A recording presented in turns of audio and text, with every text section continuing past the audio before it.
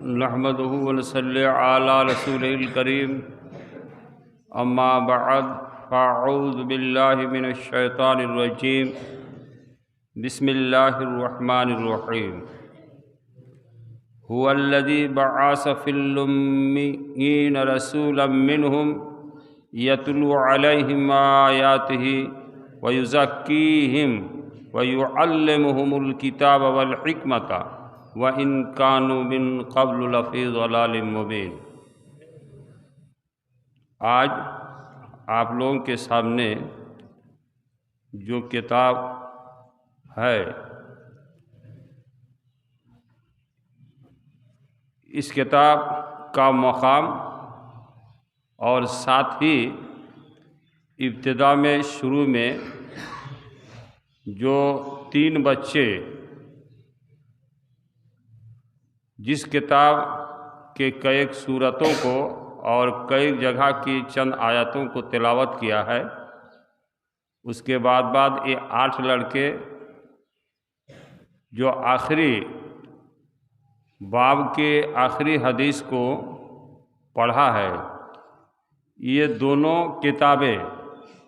دنیا کی کتابوں میں ان کا کیا مقام ہے۔ تو سب سے پہلے 3 بچے جس کتاب کی کئی صورتوں کی تلاوت کیا ہے وہ جو ہے کتاب کلام اللہ ہے، یعنی اللہ کا کلام۔ تو اس کا مقام دنیا کی تمام کتابوں سے اونچا ہے، سب سے اونچا ہے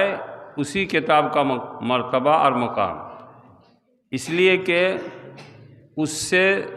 سچی اور کوئی کتاب دنیا کے اندر نہیں ہو سکتی ہے۔ خود اللہ نے کہا وَمَنْ أَصْدَقُ مِنَ اللَّهِ قَوْلًا،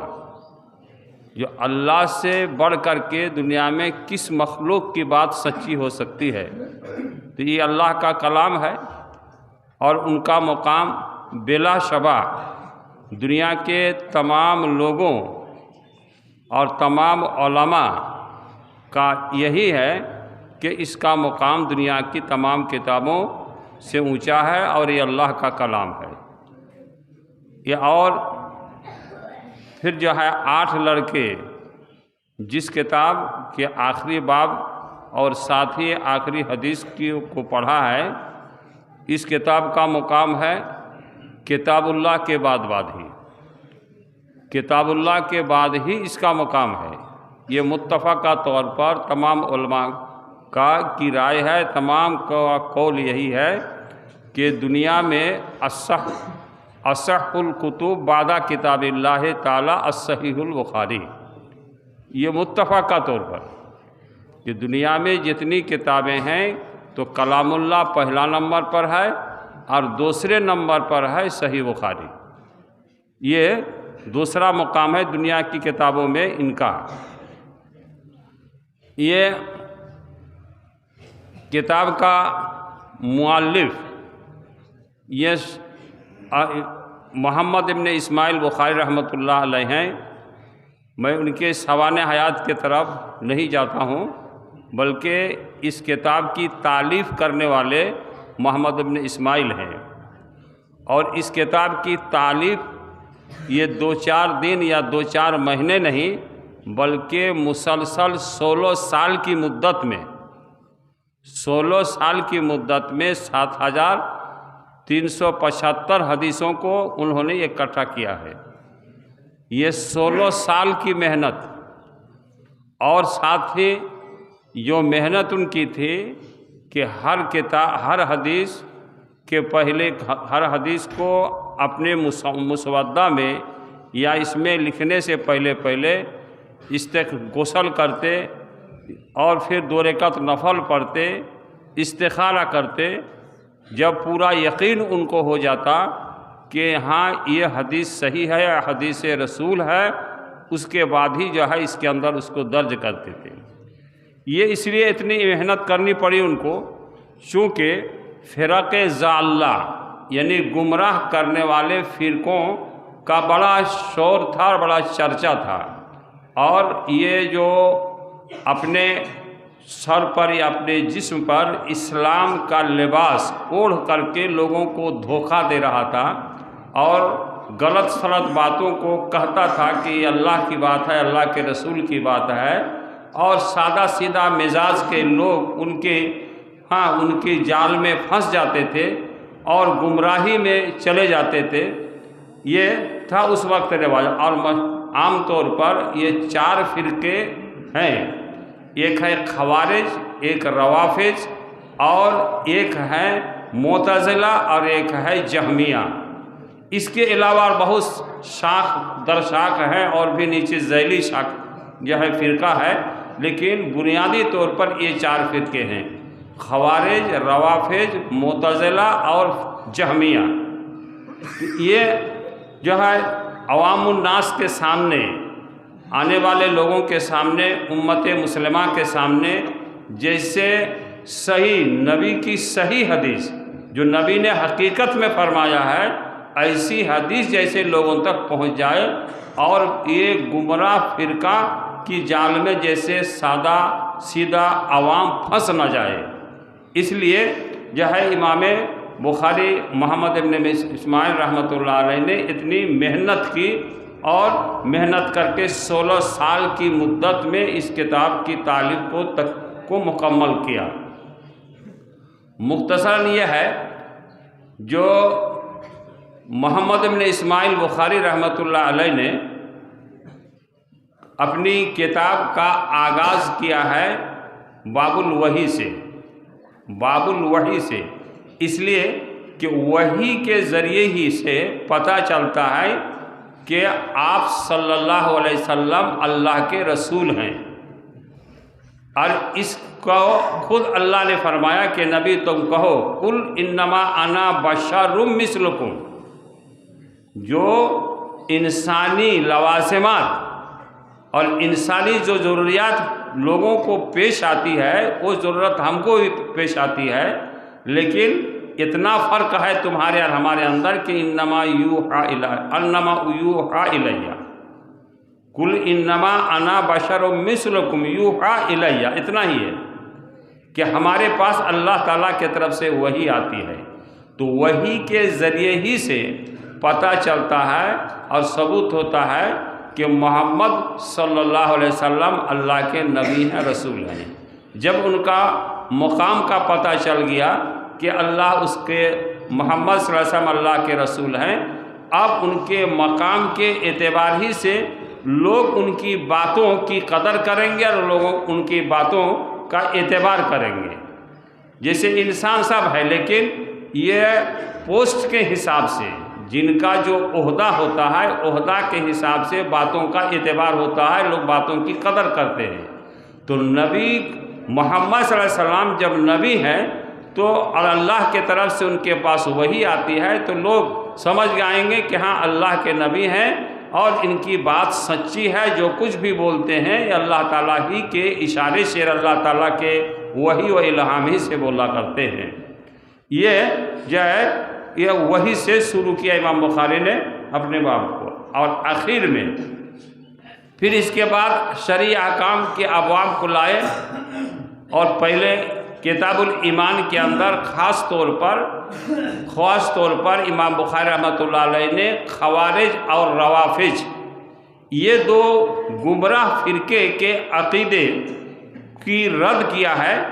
جو ان کا جو ایمان کے تعلق سے عقیدہ ہے یہ بالکل غلط ہے، اور کتاب و سنت کی روشنی میں عقیدہ یہ ہے۔ یہ خاص طور پر یہ روافض اور خوارج کے عقائد کی تردید کیا ہے۔ اور آخر میں کتاب التوحید، ایک کتاب التوحید میں یہاں خاص طور پر امام بخاری کا مقصد یہ ہے جو وہ معتزلہ اور جہمیہ کا جو اللہ تبارک و تعالیٰ کی ذات و صفات کے تعلق سے ان کا عقیدہ ہے ان کی رد کرنا ہے، اور یہ اشارہ کرنا ہے کہ قرآن و احادیث کے اندر اللہ تبارک و تعالیٰ کے جو اوصاف و صفات بیان ہوئے ہیں اس کو اسی طرح سے ماننا یہ ایمان ہے، جس طرح سے وارد ہوا ہے قرآن میں۔ جیسے کہیں پر اللہ کے عین کا ذکر ہے، تو کہیں اللہ کے ید کا ذکر ہے، تو کہیں اللہ تبارک و تعالیٰ کے وجہ کا ذکر ہے۔ تو یہ ایسا ہی قرآن و احادیث رسول کے اندر اللہ کی ذات و صفات کے تعلق سے جو لفظ اور جو اوصاف بیان ہوئے ہیں ان کو اسی طرح سے ماننا ہوگا، اور یہ عقیدہ رکھنا ہوگا کہ یہ اللہ تعالیٰ کا عین ہے، لیکن لیس کمثلہ شیء، ان کا عین اللہ کی طرح سے ہے، اللہ کا ید ہے، ہاتھ ہے، تو یہ انسانوں اور مخلوق کے ہاتھ کی طرح سے نہیں، بلکہ اللہ کا ہاتھ اللہ کی طرح سے۔ ایسے ہی اللہ جو ہے عرش پر قائم ہے، تو اللہ عرش پر قائم ہے، یہ اللہ قائم ہے، اس پر ہم کو جو ہے یہ ماننا ہوگا، لیکن اس کی کیفیت نہ معلوم ہے۔ جیسے کہ امام مالک رحمۃ اللہ وغیرہ سے جو ہے پوچھا گیا تو کہاں قائم یہ معلوم ہے، لیکن کیفیت جو ہے مجہول ہے، کس طرح سے قائم ہے نہیں ہے یہ مجہول ہے، تو ماننا ہوگا، عقیدہ رکھنا ہوگا کہ اللہ عرش پر قائم ہے۔ تو یہ جو ہے اس کتاب سے، کتاب التوحید سے امام بخاری رحمۃ اللہ علیہ کا مراد اور ان کا مقصد ہے خاص طور پر معتزلہ اور جہمیہ کے عقائد کو جو ہے رد کرنا،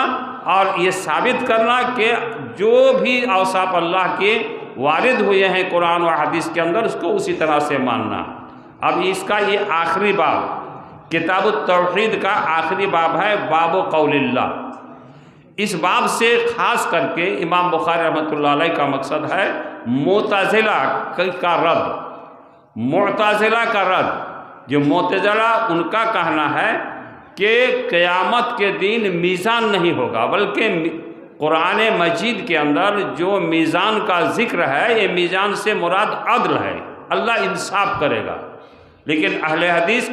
کا عقیدہ یا کتاب و سنت سے ثابت یہ ہوتا ہے کہ ایک جگہ پر اللہ نے بھی فرمایا کہ قیامت کے دن اللہ تبارک و تعالیٰ انسانوں کے اعمال کو وزن کرنے کے لیے وہ میزان قائم کریں گے، ترازو قائم کریں گے۔ یہ عقیدہ رکھنا ہوگا۔ اسی کو امام بخاری ثابت کرتے ہیں پہلے قرآنی آیت سے اور پھر جو ہے احادیث رسول سے۔ تو یہ کتاب التوحید کا آخری باب، باب قول اللہ، اللہ تعالیٰ کا قول کہ وَنَزَعُ الْمَوَازِينَ الْقِسْطَ لِيَوْمِ الْقِيَامَةِ۔ امام بخاری رحمۃ اللہ علیہ کا یہ جو ہے عادت شریفہ تھی کہ کسی مسئلہ کو ثابت کرنے کے لیے سب سے پہلے قرآن کی طرف نظر رکھتے ہیں، سب سے پہلے قرآنی آیت کی طرف۔ ہاں قرآنی آیت ہوتی ہے تو اس سے ثابت کرتے، اس کے پھر بعد جو ہے احادیث رسول سے اس کو ثابت کرتے ہیں۔ تو میزان کے ثبوت میں قرآنی آیت موجود ہے، اس لیے انہوں نے یہ آیت کو پیش کیا اور کہا کہ اللہ تعالیٰ خود فرماتا ہے کہ وَنَزَعُ الْمَوَازِينَ الْقِسْطَ، اور ہم قائم کریں گے میزان، انصاف کے میزان کو، لیوم القیامہ، قیامت کے دن، قیامت کے دن ہم انصاف کے میزان کو، ترازو کو قائم کریں گے۔ تو اس سے صاف ثابت ہوتا ہے کہ اللہ تبارک و تعالیٰ قیامت کے دن میزان قائم کرے گا۔ اب میزان جو قائم کرے گا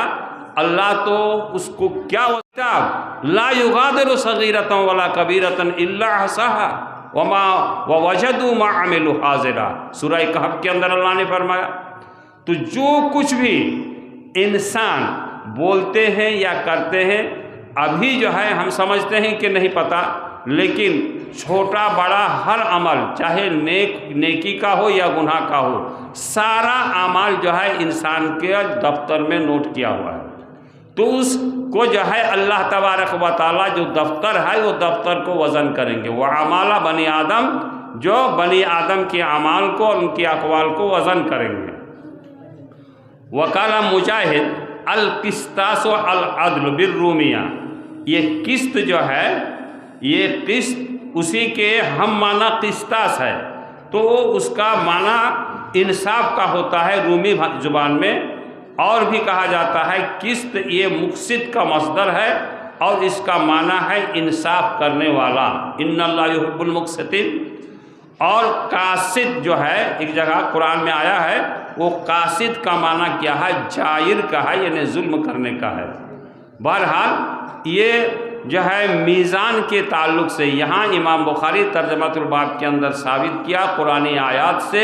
کہ اللہ تبارک و تعالیٰ قیامت کے دن انسانی اعمال کو وزن کرنے کے لیے جو ہے میزان قائم کرے گا۔ اب فَأَمَّا مَنْ ثَقُلَتْ مَوَازِينُهُ فَهُوَ فِي عِيشَةٍ رَاضِيَةٍ وَأَمَّا مَنْ خَفَّتْ مَوَازِينُهُ فَأُمُّهُ هَاوِيَةٌ۔ اگر یہ جو ہے نیکی کا پلہ بھاری ہو گیا تو ان کو عیش اور خوشحالی کی زندگی نصیب ہوگی، اور جن کا جو ہے نیکی کا پلہ ہلکا ہو گیا تو پھر جو ہے ان کے لیے بدنصیبی ہے اور ان کے لیے جو ہے سزا ہے۔ تو اس کے بعد یہ امام بخاری رحمۃ اللہ علیہ احادیث پیش کرتے ہیں کہ میزان کے ثبوت پر۔ قالا حدثنا، امام بخاری رحمۃ اللہ علیہ کہتے ہیں قالا حدثنا، تو یہ حدثنا یہاں جو ہے امام بخاری تک، ہم سے امام بخاری رحمۃ اللہ علیہ تک پہ بیچ میں جو ہے 22 واسطہ ہیں، ہم سے امام بخاری تک 22 واسطہ، میں بیچ میں 22 اساتذہ ہیں اور شیوخ ہیں، 22 شیوخ ہیں۔ اس کے بعد یہ 23واں شیوخ میرا جو ہے ہوتا ہے احمد بن اشکاب، 24 نمبر پر محمد بن فضیل، اور 25 نمبر پر عمارہ بن قعقاع، اور 26 نمبر پر ابی زرع، اور 27واں نمبر پر میرا استاد جو ہے سند کے اعتبار سے ہو جاتے ہیں ابی ہریرہ رضی اللہ تعالی عنہ، جو ایک مشہور صحابی ہیں، 27واں استاد۔ اور 28واں نمبر پر یہ سند کے سلسلہ میں 28واں نمبر پر اس حدیث میں میرا استاد ڈائریکٹ اللہ کے رسول صلی اللہ علیہ وسلم، یہ 28واں نمبر پر میرا استاد سند کے اعتبار سے قال النبی صلی اللہ علیہ وسلم۔ ابو ہریرہ رضی اللہ تعالی عنہ جو مشہور صحابی ہیں، یہ ان کی سبان حیات یا ان کی حیات زندگی، حیات کے واقعات نہایت ہی نازک واقعات ہیں، تو میں اس کی طرف نہیں جاتا ہوں۔ حضرت ابو ہریرہ رضی اللہ تعالی عنہ فرماتے ہیں کہ نبی صلی اللہ علیہ وسلم نے فرمایا کلماتان حبیبتان الی الرحمن خفیفتان علی اللسان ثقیلتان فی المیزان سبحان اللہ و بحمدہ سبحان اللہ العظیم۔ یہ اس حدیث کے اندر غور کیا جائے اگر مختصراً،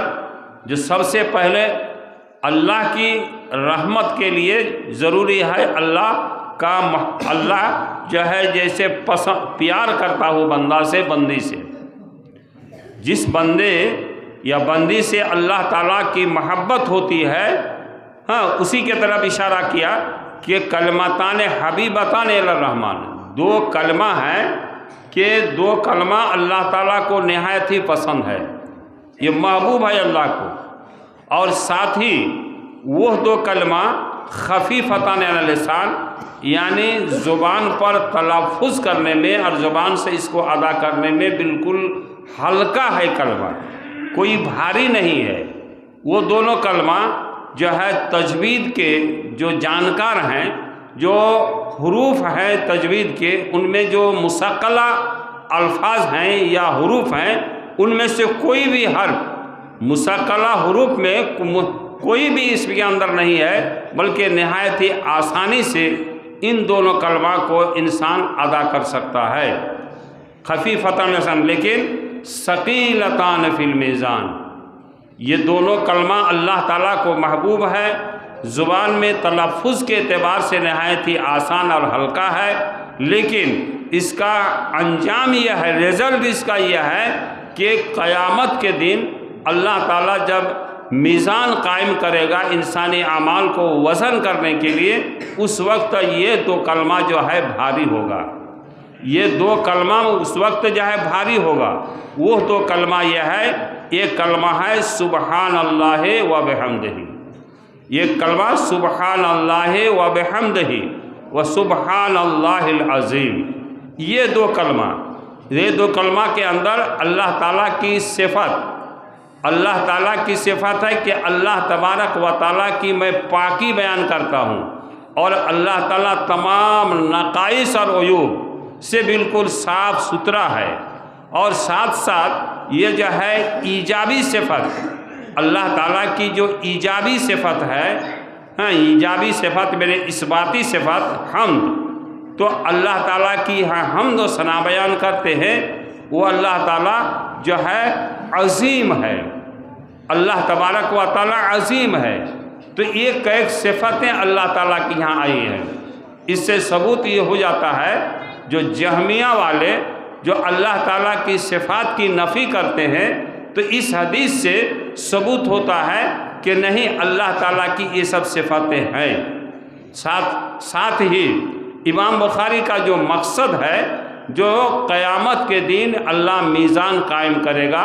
تو قرآن اس آیت سے ثبوت کیا اور پھر حدیث سے بھی ثابت کیا، حدیث سے بھی کہ ثقیلتان فی المیزان، جو قیامت کے دن اللہ تعالیٰ جو میزان قائم کریں گے، تو اس وقت جو ہے یہ دونوں کلمہ کے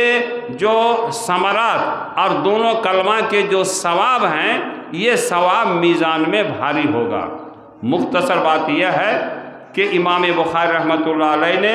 باب الوحی کی پہلی حدیث جو ہے اپنی کتاب کے اندر لایا ہے،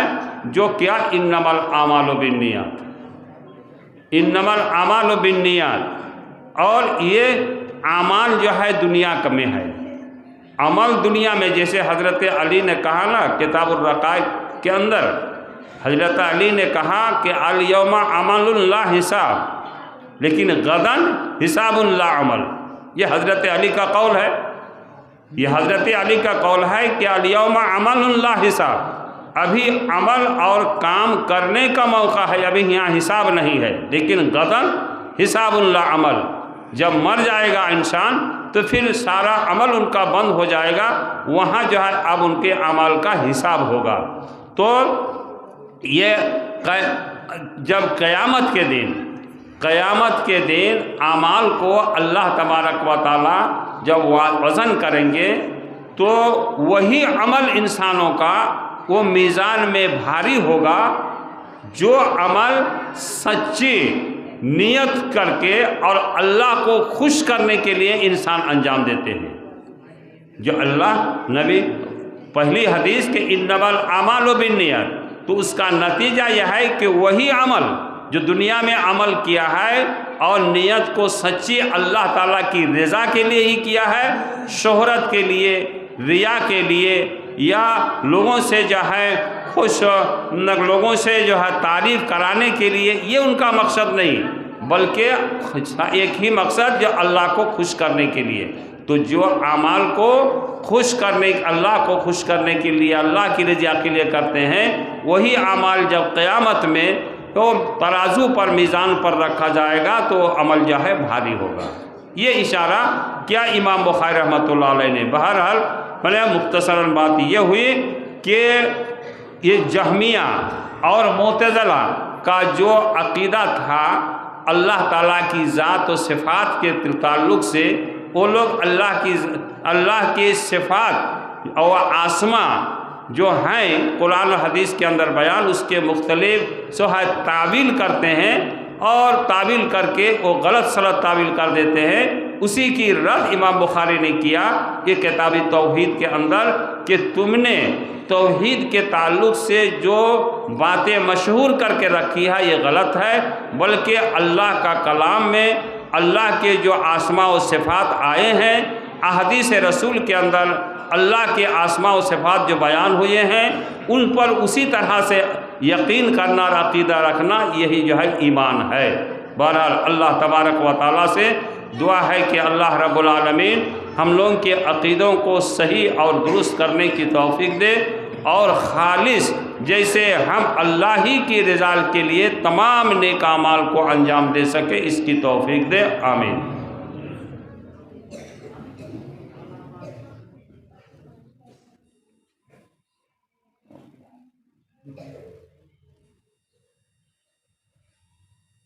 سبحان اللہ، الحمدللہ رب العالمین والصلاة والسلام علی سید الانبیاء والمرسلین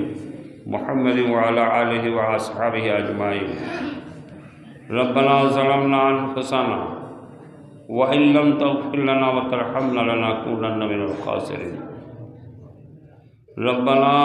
آتنا في الدنيا حسنة وفي الآخرة حسنة وقنا عذاب النار وقنا عذاب النار وقنا عذاب النار۔ ربنا لا تزغ قلوبنا بعد إذ هديتنا وهب لنا من لدنك رحمة إنك أنت الوهاب رب ارحمهما كما ربياني صغيرا رب ارحمهما كما ربياني صغيرا۔ الہ العالمین حکم الحاکمین، اللہ تو غفور الرحیم ہے، اللہ تو ارحم الراحمین ہے۔ اللہ ہم تیرے خطا کار نافرمان غلام ہیں، پروردگار عالم اس پرفتن زمانہ میں اٹھتے بیٹھتے چلتے پھرتے ہم لوگوں سے گناہ ہو ہی جاتا ہے اللہ، لیکن تیری رحمت سے ہم لوگ نا امید نہیں ہیں اللہ۔ تو غفور الرحیم ہے اللہ، تیری رحمت کا کوئی انتہا نہیں ہے اللہ، تیری رحمت کا کوئی انتہا نہیں ہے، بے پناہ رحمت تیری ہے اللہ۔ تو اپنے پاس 99 رحمتوں کو رکھا ہے اللہ، تو ارحم الراحمین ہے اللہ۔ ہم لوگوں کے تمام گناہوں کو تو معاف کر دے اللہ، ہم لوگوں کے گناہوں کو تو معاف کر دے پروردگار عالم۔ یہ 3 حافظ اور 8 بچے جو کتاب صحیح بخاری شریف اور تیرے کلام کی تلاوت کر کے آج مکمل کر دیا ہے پروردگار عالم، ان لوگوں نے پڑھنے کے وقت اگر کوئی ان لوگوں سے بے ادبی ہوئی ہے اللہ، کوئی گستاخی ہوئی، انسان ہونے کے ناطے ان لوگوں سے کوئی گستاخی و غلطی بے ادبی ہوئی ہے، جو احترام کتاب اللہ کا کرنا چاہیے، صحیح بخاری کا کرنا چاہیے، وہ قدر اور وہ ادب اگر ان سے کچھ غلطی ہوئی ہے تو پروردگار ان کو تو معاف فرما الہ العالمین۔ احادیث رسول اور تیرے احکام کے مطابق جو ہے عمل کرنے کی توفیق دے الہ العالمین۔ یہ پرفتن زمانہ میں جب کہ لوگوں کے اخلاق بگڑ چکا ہے، ایسے وقت میں یہ دین کی باتیں، اسلام کی باتیں لوگوں تک پہنچانے کی ان لوگوں کو توفیق دے اللہ۔ ان لوگوں کو عالم با عمل بنا اللہ، ان لوگوں کو عالم با عمل بنا الہ العالمین۔ جیسے تیرے کلام کا چرچا کرتے رہے، تیرے نبی کی باتوں کا چرچا یہ لوگوں سے کرتے رہے، اس کی تو توفیق دے الہ العالمین۔ جو اس مدرسہ کے جتنے اراکین ہیں اور عوام ہیں جن کے چندے سے یہ مدرسہ چل رہا ہے پروردگار عالم، ان چندہ اور محسنین و معاونین کے گناہوں کو تو معاف فرما پروردگار عالم۔ مدرسہ کے معاونین اور محسنین چندہ دینے والے اگر کوئی بیمار ہے تو ان کو شفا دے الہ العالمین۔ اگر کسی کی کوئی مصیبت ہے، پریشانی ہے تو اللہ تو اس پریشانی کو تو دور کر دے الہ العالمین یا ارحم الراحمین۔ یہ جو ہے طلباء جو جن کے والدین نے، جن کے سرپرستوں نے یہ دینی تعلیم حاصل کرنے کے لیے اس ادارہ میں بھیجا اللہ، ان کے بھی گناہوں کو معاف فرما الہ العالمین۔ ان کو دنیا و آخرت میں خوشحالی دے پروردگار عالم۔ ہم خطا کار ہے، گناہ گار ہے، ہمارے دل کی باتوں کو اللہ تو جانتا ہے پروردگار عالم۔ جس میں ہم لوگوں کی بھلائی ہو دنیا و آخرت میں وہی کام کرنے کی تو توفیق دے اللہ۔ یہ دینی مدارس کو حاسدوں کی نظر بد سے تو حفاظت فرما اللہ۔ دینی مدارس کو، دینی تعلیم گاہ کو حاسدوں کی نظر بد سے تو حفاظت فرما اللہ۔ تو خیر الحافظین ہے اللہ۔ جیسے ہم جو ہے تا حیات تیرے دین کے پر قائم رہ سکے اس کی تو توفیق دے اللہ۔ ہم لوگوں کو دنیا و آخرت میں عزت دے، ذلیل و رسوا نہ کر۔ ربنا لا تؤاخذنا ان نسینا او اخطانا، ربنا لا تؤاخذنا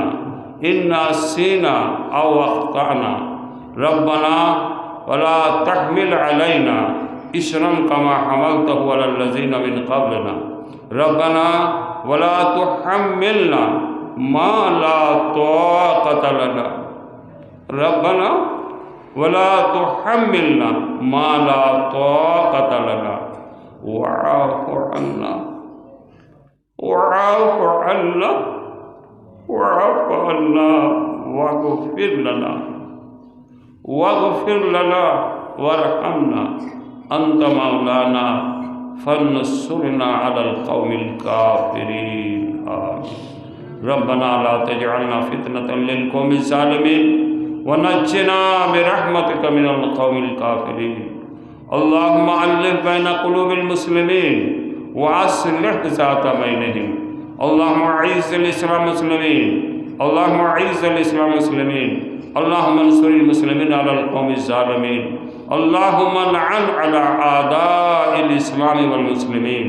اللهم لعن على أعداء الإسلام والمسلمين۔ ربنا اغفر لنا ولإخواننا الذين سبقونا بالإيمان، ربنا اغفر لنا ولإخواننا الذين سبقونا بالإيمان، ولا تجعل في قلوبنا غلا للذين آمنوا،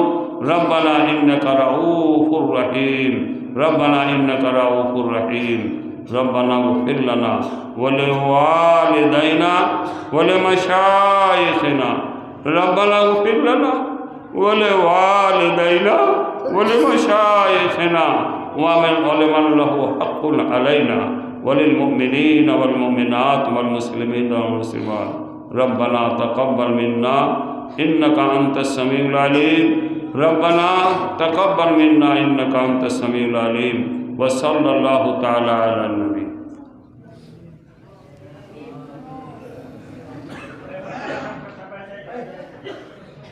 آپ